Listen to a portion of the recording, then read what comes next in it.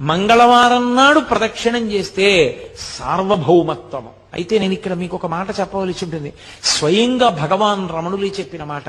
అరుణాచలంలో అరుణగిరికి ప్రదక్షిణానికి మంగళవారము శ్రేష్టము, చాలా మంచిది.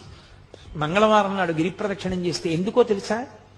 అది అగ్ని కొండ, పావకి సుబ్రహ్మణ్య తత్వం, అది సుబ్రహ్మణ్య క్షేత్రం, శివానుగ్రహం. అక్కడ మంగళవారం నాడు ఉదయం కుజహోర ఉంటుంది. కుజుని యొక్క శక్తిని తగ్గించగలిగిన వాడు సుబ్రహ్మణ్యుడు. మంగళవారం సుబ్రహ్మణ్యానుగ్రహాన్ని ప్రోధి చేస్తుంది. సూరి నాగమ్మ గారు ప్రతి మంగళవారం గిరి ప్రదక్షిణానికి వెళ్ళేవారు. అప్పుడు మంగళవారం నాడు ప్రదక్షిణం చేసిన వాడు సార్వభౌముడవుతాడు. సార్వభౌముడవుతాడు అన్న మాటకు అర్థం చక్రవర్తి అంటే రాజ్య పరిపాలనే అని అనుకోక్కర్లేదు.